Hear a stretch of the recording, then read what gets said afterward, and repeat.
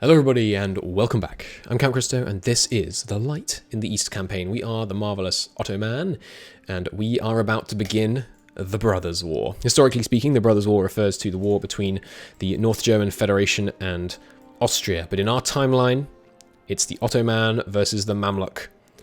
We are going to bring them low. Right now, we are looking at an enemy with 17,000 men, 31,000 manpower, 7 cannons, which honestly is probably working against them. They have mil tech 15 to our 16. We have the same tech group, right? Turkish. Yeah, we're both Turkish tech group. So cannons right now are worthless, I think. Yeah, I mean, they're not worthless, but they're really not very good. They have 4 pips, and compare that to an infantry, which has, 4, 5, 6, 7, 8, 9, 10 pips. So the cannons really aren't doing very much at this stage. They also have a 0 shock modifier, so they do nothing in the shock phase, and a 0.2 fire modifier. Even infantry have 0.5 right now. So they're not very good, which is good. I mean, they're not going to be doing any sieges, so their cannons are basically wasted. They let us flank them more. However, I expect they're going to raise up a lot of estate levies, which is going to be problematic. The truce is over in July, and someone's pointed out in Twitch chat, by the way, that this is the year Constantinople historically fell to the Ottomans. So we're ahead of the historical timeline. It's also, I spotted that we have a major center of trade now in Constantinople, which is pretty nice. Always lovely to see. So, Crimea, do you have no men still? Why is this? You have plenty of manpower, and you have cash as well. They'll probably raise up the tribes when we actually go to war. How are you doing autonomy-wise, Serbia? Struggling. No roads up here, basically. Roads are another thing we should start thinking about. God, I have so much. This is one of the things I love about my own taxes. In vanilla, you pretty much have enough money to do what you want throughout most of the game. Craftsmen free abroad. Yeah, sure. We can have another 25 urban production skill. I was told it bled over into neighboring provinces. I don't know if that's true. Like, how much is it increasing by here at the moment? Skill gained from nearby production center last year. Annual urban production skill growth. So I think we're getting tiny bits of bleed over, but not much. We're attracting artisans, I think, everywhere we're capable of doing so. Need a production center down in Athens. Finally working on a town hall there. We can get towards a production center there. Should be good. Meanwhile, our sugarcane plantation. God, there's so much going on in this campaign, but I just need to unpause. We need to get to war with the Mamluks. Getting war reps off the Mamluks. So to recap, in case you, for you on YouTube, it's been like 5 days since the last episode. 5 or 3, whatever. We're planning on just taking these 2 provinces off the Mamluks in this war. Maybe a tiny bit more, because we have so little aggressive expansion with the Islamic world. But I think because getting these 2 is going to give us claims not only on the Levant, but also on all of kind of Greater Armenia. We're probably going to want to go after a bunch of Armenia in order to feed it to our subject. But yeah, we'll see. We're probably going to take just these 2 provinces, which means this should be a relatively short war, but it's definitely a war in which I want to get war reparations and cash off the Mamluks, because they're very rich. Let's take a look. Oh yeah, we didn't take a look at their the army quality comparison, which is before armies, which is silly. Mamluks. We're looking at a negative 32% defensiveness. Why? Because shifting loyalties. They've got 8% less discipline. They've got 1 whole point less morale. Wowee. Oh, they have low maintenance. Okay, fair enough. Their siege ability obviously is unlikely to be relevant, and they have 30% less professionalism. Look at that tradition difference. We should be able to crush them, but they are probably going to have numbers on us, depending on how many men they can raise in terms of their estate levies and how many Tunisia raises. It's worth noting Tunisia is definitely going to accept their call to arms, so we should cut ties with them now. I am going to increase our trust before I dissolve the alliance, because that means we're going to be able to get it back in the future. And I'm going to manually set that to friendly, although I don't really think that makes any difference. Why am I going to break that alliance? Well, because now we also have a royal marriage with them, but oh well. We would like another subject, really. Because I thought we were going to get Kati when we full annexed their overlord, and I'm still not really sure why we didn't. But we didn't, so probably back to these guys as a subject option rather. That'll probably work. We'll see. You still improving my ally. You are. I'll leave you at that. I'm gonna pull this guy back. So we're going to have 2 Diplo slots free because one is going to be Tunisia. So I think one of them will go to Sunya. Sayunia? I'm not sure about how you'd say that. And then the other one, I suppose Moldova. We're going to have to get them out from under Hungary. Because they're going to be, remember, our Green March, which holds this bit.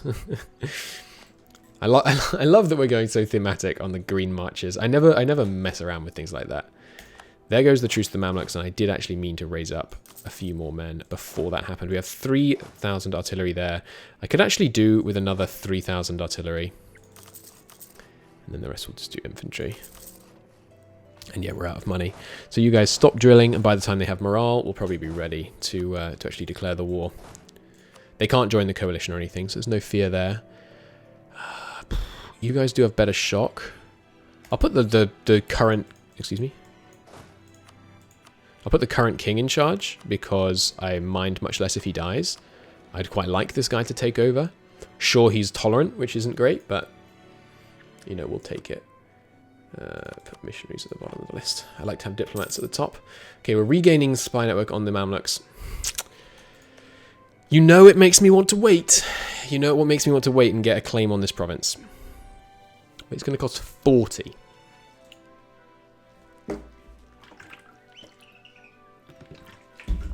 Can we afford to wait 2 years on this war?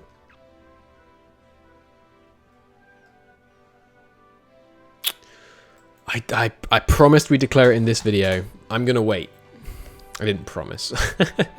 We're going to try and wait, because I think we should get a claim on this province, so that we can focus on getting some aggressive expansion on the Mamluks, ticking down. Some significant aggressive expansion.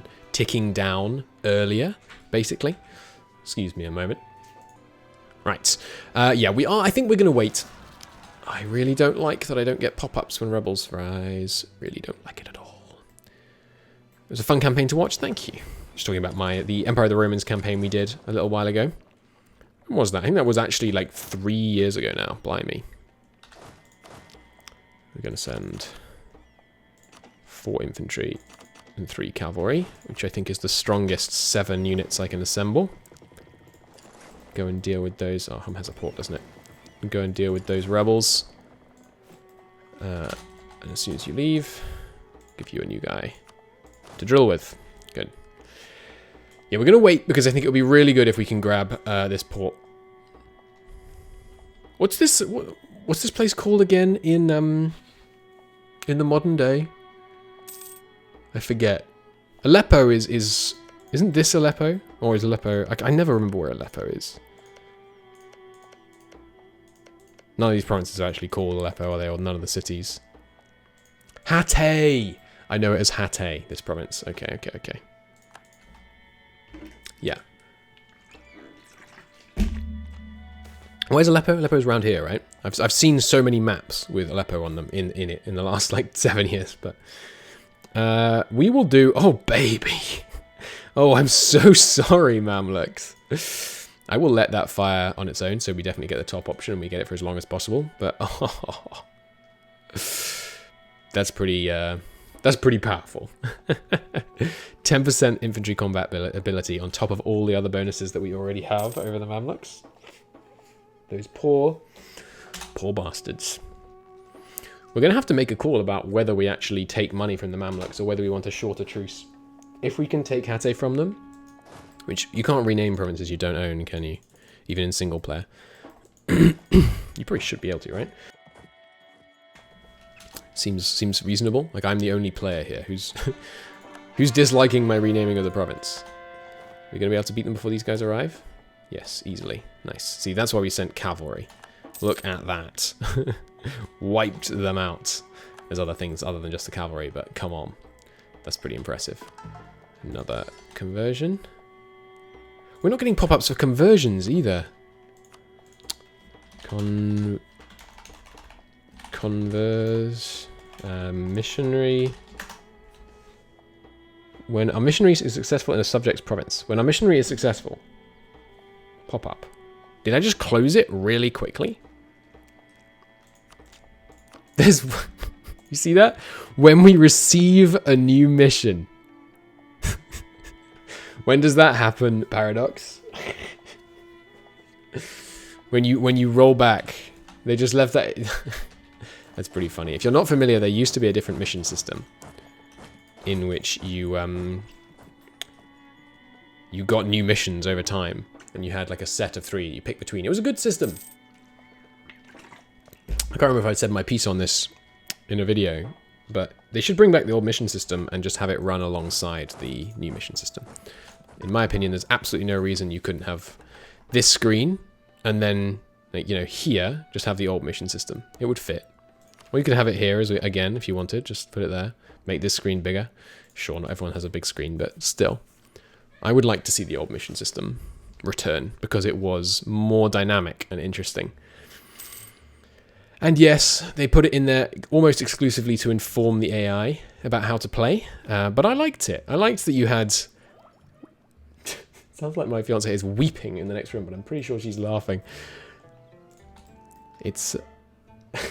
It's really disconcerting. We will donate state lands to church. Yes, absolutely, always. Love to try and get high church influence. Cool, bring these back.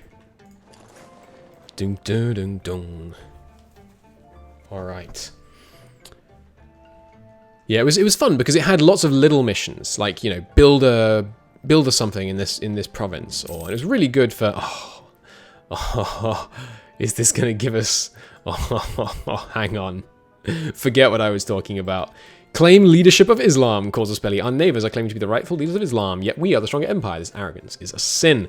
Allah wills us to claim this title from them. To do this, occupy the enemy capital with 80% war score, and then wait. So do we get... Yeah, we do.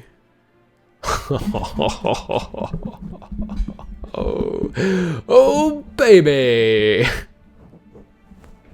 Oh, baby. So if you're not familiar, the normal conquest war goal gives you 100% aggressive expansion and 100% cost for the conquest of the provinces. I believe when you conquer things that aren't part of the war goal, it's plus 100%. Like you take 200% of the normal aggressive expansion. Chat might be able to confirm that for me. But, oh, that's annoying, actually. If we were declaring on the subject, Tunisia wouldn't join. But now we're going to declare directly on them. Tunisia will join. That's a shame. But this gives you 50% aggressive expansion and 50% cost. So you know what we're absolutely not going to do in this war? Take the capital. Because I'm pretty sure we're going to have this war goal until we claim leadership from them. And the way we claim leadership is either with that decision, which we can't take because we have too little military power in this monarch, or by getting to 60% and taking the province. That's unbelievable. This is going to be amazing. Okay, well, forget waiting for the claim. We no longer need it. The claim does still have advantages because we get cheaper coring, but that does seem pretty crazy. Well, with that war goal, we are absolutely going to take probably Dumyat, Alexandria. We'll see once we're actually at war with them. We'll probably take Dumyat, Alexandria, and this province, and these two. And then we'll just focus on the claims because of the coring cost rather than the aggressive expansion. But oh, baby. Could someone on Twitch please look up that war goal for me and tell me if we're going to keep it, even if we like beat them up? But that is pretty good. I did click the hang on, I need to pause recording and watch this clip. I'll be back in a second, YouTube. All right, Mamluks, you're going down. We're going to declare directly on the Mamluks. We're going to wait for Amaral first, but we're going to declare directly on the Mamluks, and it's going to be a bigger war than I thought. And we mustn't siege the war goal, which is Cairo. So it's going to make it a little bit more difficult to get enough war score because Obviously, we'll have the ticking war score working against us, but I'm sure we can make that work. All right, rally up the fleet here. I want to make sure the Mamluk fleet never leaves port. They have 10. Oh, nice. The motherlode in Manzia. Nice. Oh, it's an aluminium as well. That's a really expensive one. One of the most expensive mined goods. Ka-ching! Wonderful. Yeah, so we're not going to siege Cairo, because if we siege Cairo and have 80% war score, then we get the title, the Caliph. We claim leadership of Islam. But we don't want to claim leadership of Islam. We want to keep the CB. So it's going to be a bit like the War for the Mandate of Heaven, where you often declare war on China, take lots of land but don't take the mandate, peace out, truce break, take more land, and then take the mandate afterwards. We keep the CB for the duration of our first war, yes, but we want to do many wars against them. And if we can use this CB on several wars, oh baby, they're screwed. That's my thinking, basically.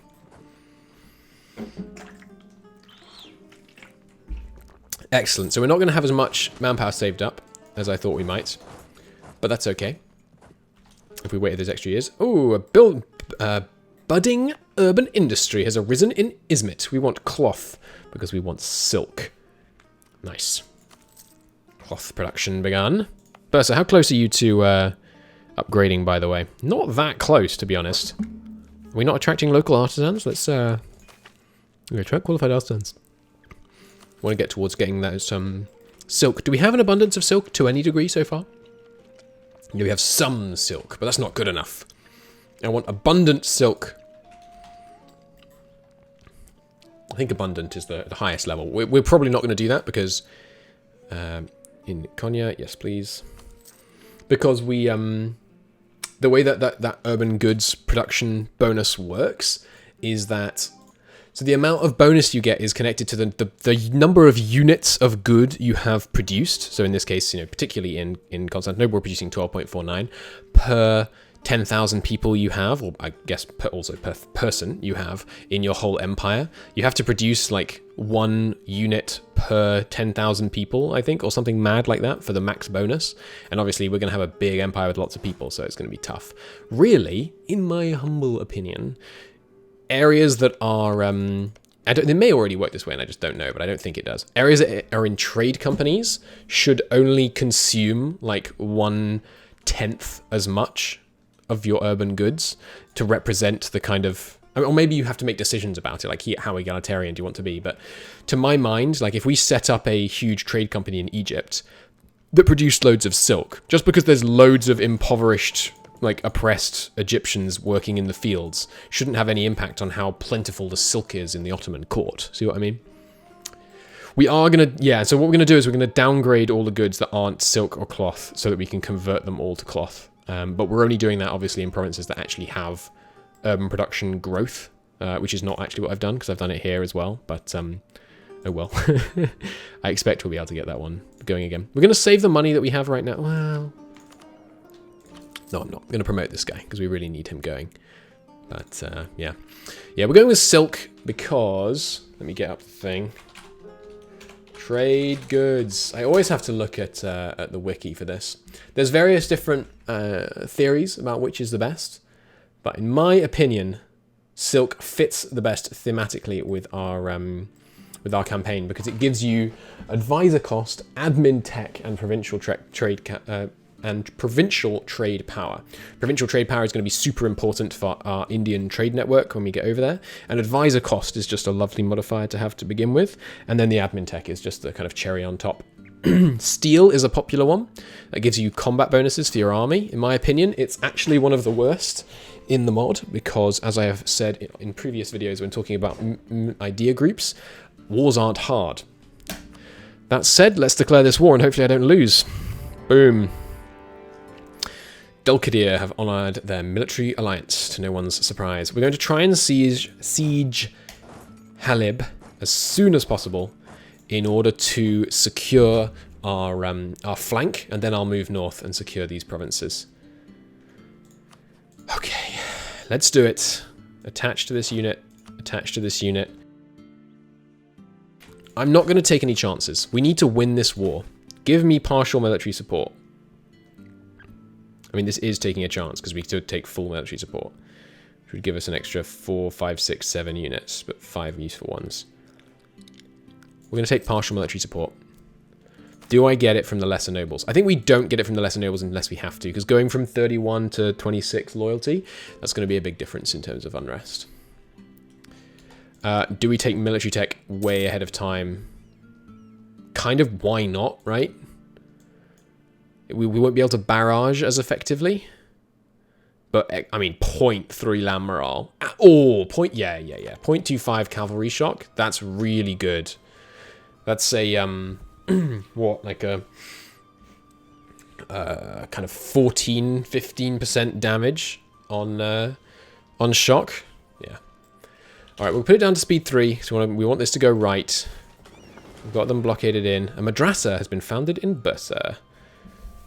Local tax, but less manpower till the end of the game in Bursa? Are you kidding? Of course we're going to do it.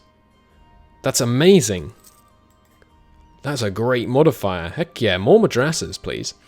Yes, there's a bunch of different trade goods, and various are good for different reasons. I think probably my favorite is leather, and I think glassware is very strong because it gives you an all tech down bonus. For a certain kind of game, Chinaware is good, but that's we're definitely heavily restricting looting. Oh crap, we're going to go into debt. That was a mistake. I should have waited for that. I should have left that event open for a little while. We could try and finagle our way out of it. Like we need to make 27 extra ducats this month. What if we just temporarily stopped paying the court or education? No, that wouldn't be enough. Okay. Oh well, we're going to take a loan. It's fine. We can pay it back. Leather is very strong because it gives you production efficiency. It's worth noting that production efficiency, I believe, does not affect the quantity of goods you produce. So it doesn't like stack with itself. But it's very, very powerful nonetheless.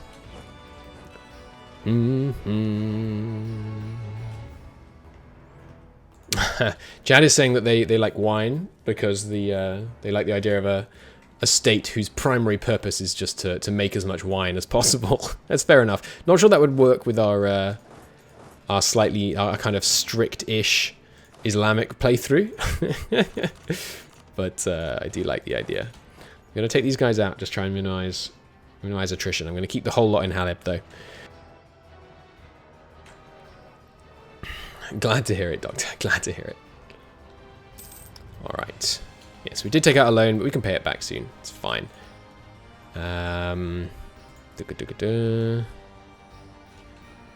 leather is what I've always got in the past. We kind of just wanted to do something different. And plus, silks, they have a certain air of kind of decadence. And yeah, this is going to trigger the whole coalition to form against us. I really hope they don't declare on us because we haven't got any allies now. It wouldn't be disastrous if the coalition declare on us, but if they declare on us, I'm probably going to have to peace out with the Mamluks, which would suck. The economic reforms of Mehmet II. Prior to his conquest of Constantinople, Mehmet signed various agreements with the mercantile empires of Venice and Genoa to ensure their neutrality. When the great city has fallen, he was not late in breaking the westernmost stranglehold on the Black Sea trade. Mehmet was a mercantilist who strived to maintain state control. So do you want to get 25% domestic trade power, or do we want to get opinion? Well, wow, what a tough choice. We are going to break the agreements. No treaty signed with an Italian merchant is worth the paper it is written on. We will abrogate the agreements. Absolutely. That's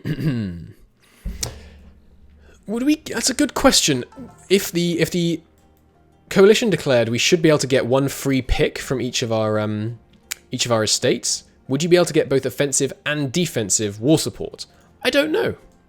I'm not sure I've ever been in a defensive and offensive war in MEIOU and Taxes at the same time. Ever. Which is quite surprising, now that I think about it. But, yeah, I'm not sure that question has ever come up in my, in all my time playing the game. So, maybe we do want them to declare. Maybe it will be an interesting learning moment. It'll be a teachable moment for us if we have a massive Christian coalition declaring on us. And there is Naples joining, to no one's surprise.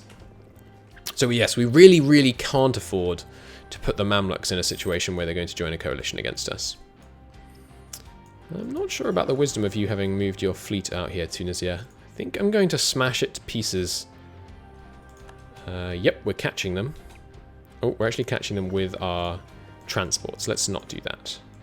That's not smart. Right, so they're getting away. We'll try and go around here and then catch them from behind. Still fleeing? Yes, good. Alright, any cannons in here? The canny cannons come through here. We're looking at level 1 siege because we need 4. Is it the same in both? Yes. In which case, you 3 cannons head over there. We can get a 4 bonus in Halib. And yeah, so they're fighting the Armenians up north. The Serbians have decided to... It's an interesting route the Serbians took. Oh, right, they were locked up here, weren't they? You guys coming through. Good, good, good. You can pick up the cannons. See if we can catch this Tunisian fleet. And obviously, if the Mamluk fleet dares come out, I'll be more than happy to match wood it. Okay. Dun, dun, dun, dun, dun, dun. We're gonna come all the way around and try and make sure we get in behind them so that they have nowhere to run. I would like to send a small detachment to deal with these guys. It's not a problem per se if Armenia gets sieged down, as we've mentioned. They exist to be a buffer state, but we don't want them to get sieged down. Currently catching them here. Nope, they're fleeing. Let's see if they don't... Yeah, well, something the AI doesn't do is adjust its reasoning after it's already begun moving, when it's begun moving for a good reason. So if they began moving to flee from you and you then stop, they keep fleeing from you, which is obviously not very intelligent and can result in you doing this. And to use the technical term, turn them to matchsticks. So where are you going? Peloponnese coast? Okay, we'll cut you off. Come down through the Ionian Basin. Nice. Good siege progress here. We're going to get a lot of loot out of this war, even though we're not looting much, even though we're trying to loot as little as possible. We're likely to actually end up with, especially if we siege all the way down to here, we're going to end up with hundreds and hundreds and hundreds of ducats of loot. Which in some ways is bad, because we're doing more damage than we want to. But it's hard to deny. It has the upside of giving us lots and lots of loot. Yeah, so all these galleys are, they're tough nuts to crack, but we're driving them back. Oh, hello. They did leave the port. We're going to lose these transports, I think. Yeah, definitely. Might be able to catch them, though. Where are you going? Sea of Crete. That seems ill-advised. Okay, I think we're almost guaranteed to catch these then, guys, then. Exquisite. Let's see where they're going after the Sea of Crete. Those three transports are, they died for a good cause. Well, I mean, here's how we guarantee we catch them. I don't know why that didn't occur to me sooner. We want to siege these 2 forts simultaneously, because you can actually move between them, I believe. Oh no, there's a freaking hills in the way, isn't there? I said freaking. YouTube AI algorithm. Let's send... Yeah, all the cannons in here to get the full bonus. And then let's send some small contingents north to get these sieges done. That one needs another 2. And then you guys just send it over here. 1 here. Good. The rest of you can come into Halib. Nice. Any more cannons in this lot, by the way? Not yet. Okay. Okay. You guys catching Dolkadir. Yep. We'll temporarily let the good leader fight. Hopefully he doesn't die in this siege. It's not like CK2 where there's seems to be a 10% chance you die in these fights, but okay. Caught him. Good. Trade dispute. That'll be because a trade league just issued an embargo against us. I suspect. Okay, there you go.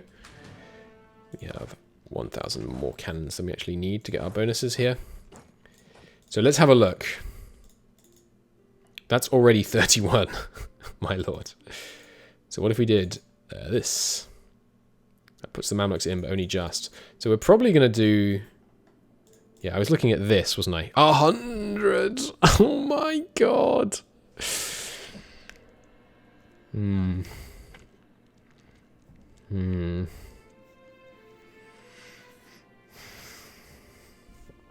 That's pretty bad.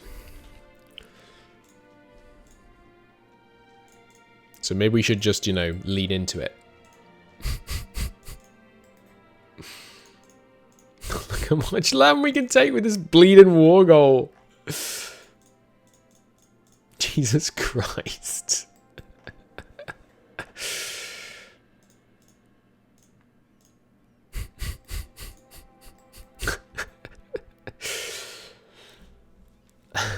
This is not that bad a coalition. Like, we wouldn't have to tone it down much to make this manageable. The difficulty is how much manpower would it take to garrison all this land. So that's, I mean, this is the coast, or this is all the coastal land that we would not get claims on in the mission tree.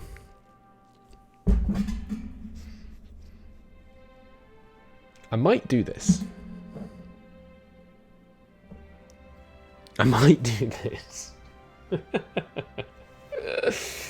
It looks a little mad, I'll grant you. But I think I might do this. What an outrageous war goal. My god. Because, I mean, if we do this, the Mamluks will be so crippled. Yeah, it's going to cost 1,000 admin to call this.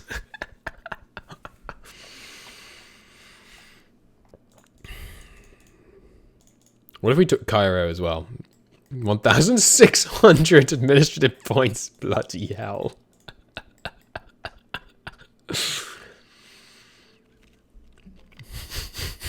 Yeah, we obviously can't do that. But this is legitimately doable. We could, I mean, you know what? Yeah, why are we taking this province if we're taking all that land down there? We don't need to be. So let's not take that province. We're going to get claims on that. We don't need these provinces either, but it just seems neat, right?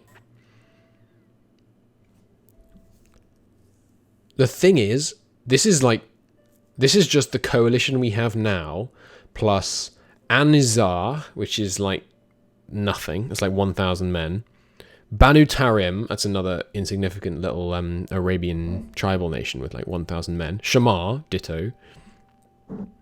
Jalayirids are a problem. Ideally, the Jalayirids would not be in the coalition.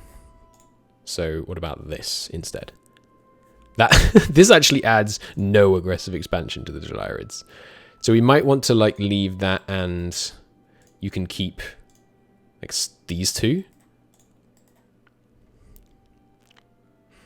It's less neat, but this one doesn't have a port on the right side anyway, so we won't be able to core it right away. Not that we could core any of it right away, because we're going to have mad unrest down here. This is what we do. This is the peace deal. It's crazy, because it's 86 overextension, which is a lot more in MEIOU and taxes than it is in vanilla. Could take this one as well, though. Yeah, I'd rather not get the Jalayirids in, just because how many men do the Jalayirids have? Because it doesn't really matter how weak they actually are, it just matters how weak the AI thinks they are, and the only thing the AI cares about is numbers. Yeah, like 8,000 men.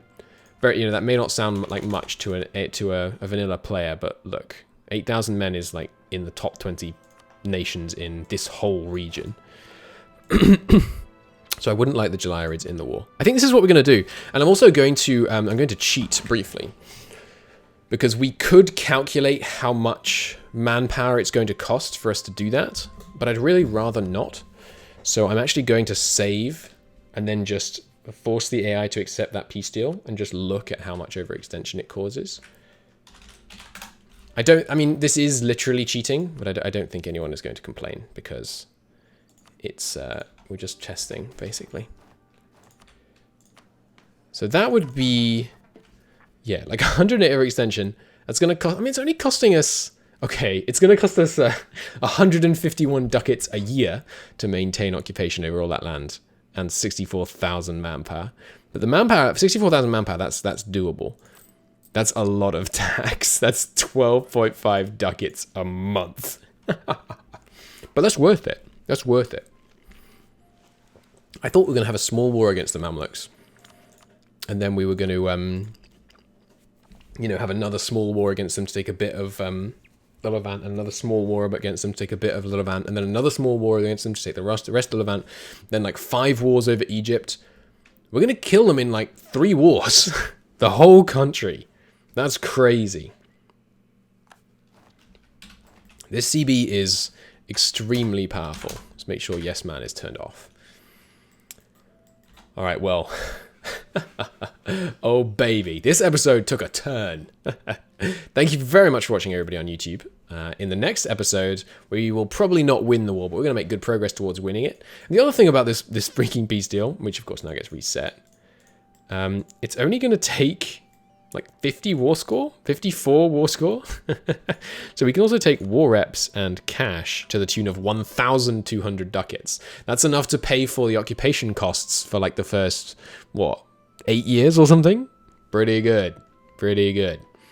I'm being asked in chat if these provinces are worth taking. Not really, but this one is. And it being all out on its own is, you know, silly. So we'll connect it in. Plus, you know, there is food production here. And food production is much better under our noble guide. It should be good. That is 94 war score. Will be difficult to do without Kairos' chat. That's a very good point. We might not take the cash. It's probably not worth 30 war score. We'd probably rather just peace out and start making money from all of the fantastic trade power we're going to start ripping out of these poor beggars.